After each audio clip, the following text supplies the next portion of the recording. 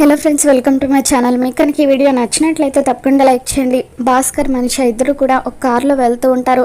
అప్పుడు మనీష భాస్కర్తో లక్ష్మి గురించి అడుగుతూ, తను నీ సొంత చెల్లెలు కాదన్నావు కదా, మరి తను నీకు ఎలా పరిచయం అయిందని చెప్పి అడుగుతూ ఉంటే, చింతపల్లి బస్ యాక్సిడెంట్లో మా వైఫ్ని కాపాడబోయి తను కోమాలోకి వెళ్ళిపోయింది మేడం అని చెప్పి భాస్కర్ మనీషకి చెబుతూ ఉంటాడు. దాంతో మనీష బస్ యాక్సిడెంట్ జరిగినట్టుగా గతంలో న్యూస్ వచ్చిన విషయాన్ని గుర్తు చేసుకుంటుంది. తను చూడడానికి ఎలా ఉంటుందని చెప్పి మనీష అడుగుతూ ఉంటే, భాస్కర్ లక్ష్మీ పోలికలు చెబుతూ ఉంటాడు.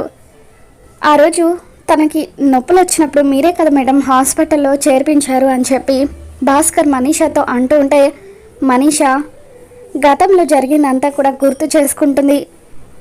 లక్ష్మి బాబుని తీసుకొని దూరంగా వెళ్ళిపోవడం, తనకు పాప పుట్టిన విషయం కూడా తెలియకపోవడం, ఇవన్నీ కూడా మనీష గుర్తు చేసుకొని, అంటే ఇప్పుడు కొంప తీసి మిత్ర దగ్గర పెరుగుతున్న ఆ పాప లక్ష్మికి పుట్టిన కూతురా, అంటే లక్ష్మి బతికి ఉండడం నిజం, అన్నీ కూడా మ్యాచ్ అవుతున్నాయని చెప్పి మనీష మనసులో అనుకుని కంగారు పడిపోతూ ఉంటుంది.